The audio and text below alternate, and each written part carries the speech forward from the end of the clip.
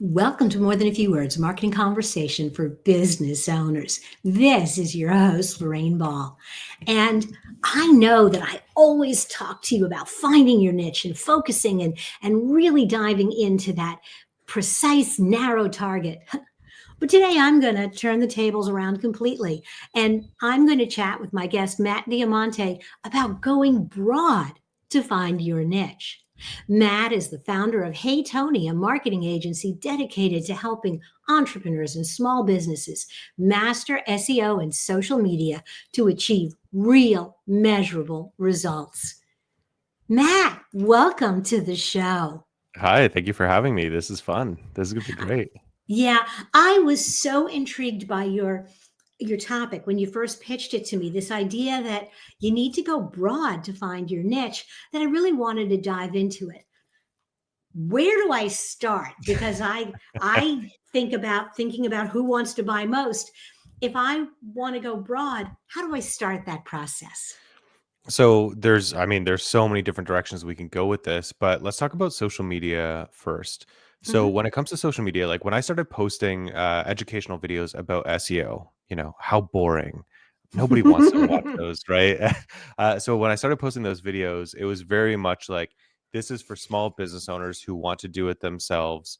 And then I kind of niched down a little bit more than that, and nobody's really watching the videos Mhm. because the algorithms weren't finding those people, and the people that it was pushing it out to were, they weren't the right audience, so they weren't engaging with the content. It wasn't growing legs, it wasn't going a little bit far or going farther at all. So what I started doing was creating content that was a little bit more broad. Like, it was still about SEO, but it wasn't to a specific person or to a specific niche. It was to anybody, right? And when I did that, I started going viral, and I started reaching a lot of people, and the people who I actually wanted to reach, I was reaching. But I had to reach Okay, everybody. so I wanna kind of unpack that because twofold. Number one, when you started going broader, you're like, okay, first off, people who want to do it themselves, they're not finding it. So I'm going to go broader. Did you change your content as you went broader? Yeah, so I did go broader, and I still do now, where I'll have my wife come into the room, like, filming me, and like, guys, this stuff's all scripted. Like, nothing you see on social media is like honest. Well, I mean, it's honest, but it's scripted. It's not, right off the bat. So um my wife will come in and be like, "Oh my God, you're such a genius." And I'll be like, "What? Why?" And she'll be like, "Tell them what you told me." And then I'll tell people, a very general SEO tip, instead of getting very niche and being like, "Here's where you use your keyword." Mm. It's like, go to Google and type this in. And all of a sudden people are like, "Wow, this is like a secret Google hack that nobody's ever talked about before." And that reaches, like, I think that video has like 2 million views or something like that, which that's great. Views are great. Reach is really great. But how does that convert into money? How does that Mm. convert into followers? All this kind of stuff. And the answer is, yeah, it's probably like a 0.0001% conversion, but you're still getting 20 to 30 people or more from one of those pieces of content who are your exact audience that you never would have reached had you not gone so broad and had you not appealed to that many people. Okay, so now you've got this really broad content. Everybody is sort of watching it. You shifted it so it's less preachy, it's less instructive, it's Yeah. it's more social because that's what people Yep. want in their reels. They want the silly personal interaction. Yes, we know it's scripted. But now I've got all of these people watching. How do I reach into that audience of 20 million people or 10 Yeah. million or a million people and pull out those 20 people that might be my customers? How So, do I, once I've gone broad, pull in the people yeah. I really need? So part of it is those 20 to 30 people. I know it's 20 to 30 people because that's how many inquiries I'll get on my website, right? People who Mhm. want to work with me and hire my business to do the SEO for them. Um, the other part of it is that I publish, 1 to 3 pieces of content per day. And at least one of those pieces of content is more niche, targeted towards business owners who want to do SEO themselves, and then maybe they don't have time to do it themselves, so they reach out to me. It's never selly. It's never like, hey, I know you don't have time to do this yourself. You should hire a marketing expert. I want them to discover that on their own.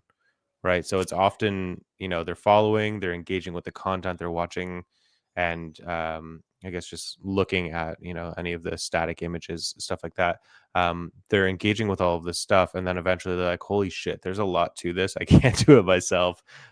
Maybe I'll hire this person. So I am reaching that audience with the quote unquote viral type posts, and then kind of reeling them in a little bit with the rest of the posts that I do. Okay, you're posting three times pieces, creating three pieces of content a day. Yeah. That's your business. You Yeah. are a content company. You are doing SEO.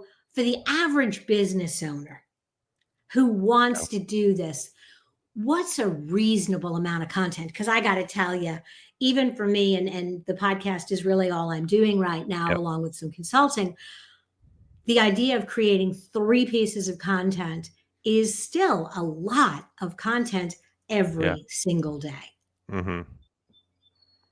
So what's your question? So my question is, what's reasonable for What's reasonable? for a business owner who wants to make an impact, Yeah. who wants to try this? Let's go broad, and then I'm going to go narrow. What should I be aiming for? So it's really depends on how big of a company or how big of a business you want to run, and also what your goals are, right? My goal when I started posting on social media was I don't want to be a referral only business. Of course we'll take referrals, but I want, people knocking at my door saying, "Hey, here's money, here's a check. We want to work with you." And then, I get to choose who I work with from Mhm. that point. So my goal, it might be a little bit different than other business owners.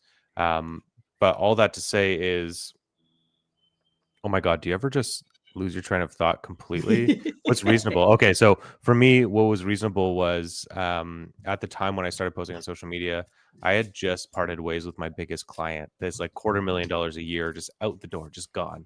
So I had a lot of time during the day to actually do anything else except work, right? I didn't really have that much work to do. My team, I had two people on the team at the time, and they were handling any of the remaining clients that we had.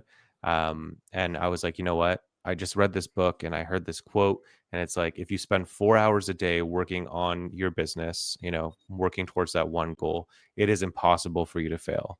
And I was like, that kind of sounds like a little bit BS. That's a lot of time during the day, but you know what? I have that time. So I'm gonna try doing it. And so just to get back to your question, a reasonable amount of time is the most amount of time that you can spend. If you have half an hour a day to spend on content or growing your business, and that leads to a post once a day or once every 2 days, Mhm. do the most that you possibly can, because marketing is the last thing people do, right? And it's the first thing that people forget. It's so interesting. If you're a marketer, if this is where you're wired, that's always what I gravitated towards. But Yeah. for my clients that were more salespeople, were more hands on, it absolutely was the last thing that they wanted to do. Yeah. So, because you've been playing in this space, you have an agency, you help people manage their social media as they're creating content and specifically creating content for that broad audience. Do you have one or two creation tips they should keep in mind? Yeah. So, firstly, we don't do social media for our clients because I believe that every single business owner should be managing their own social media profiles and showing up in the videos, because people buy from people. People don't buy from businesses. I mean, people buy from businesses and stuff like that, like Amazon, but generally, like if you're looking at a small business or a local business, you're looking to buy from a person, not necessarily Mm. that business. Um, so, the tips in terms of making that broad content, like actually there's this really good Instagram account called Judy's Family Cafe, I think is what it's called. Mhm. um and she'll take like a video that is, the first part of the video is like a viral clip, and then she interjects herself into that video. So it'll be like somebody getting in, like hitting somebody with their car, and somebody flies over the windshield, and then all of a sudden it cuts to her on a windshield of a car. Obviously the car is parked, and she's like, "Hey, it's Judy. Come to my cafe. I make pancakes." Right. So it's just like that's really broad content, and like there's no reason why she should be creating content that is so viral and reaching people outside of her local area, because she is a family cafe. I don't even know Mhm. where she's based, but if I ever go there, I'm gonna, go to You're that going to go place. to I'm gonna go Judy's. to her. Yeah, gonna go to Judy's. So she is reaching so many people with that content that she's now reaching her local people, right? And she has Cool. that clout as well, like a couple 100,000 followers. Hey, let's go to Judy's. It must be good. Awesome. Well, Matt, this has been great. Thank you so much for sharing a little bit of your perspective on going broad. Yeah, absolutely. It was very fun, very quick. 10 minutes goes by fast. Yeah. If it went by too fast for you and you want to know more about Matt and what he does, be sure to check out heytony.ca. There'll be a link in the show notes. Matt, thanks again for being a part of the show. Thank you for having me.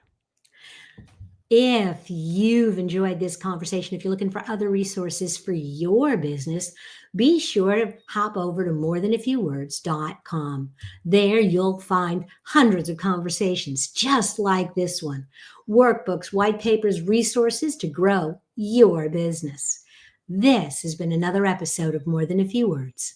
Thanks for listening.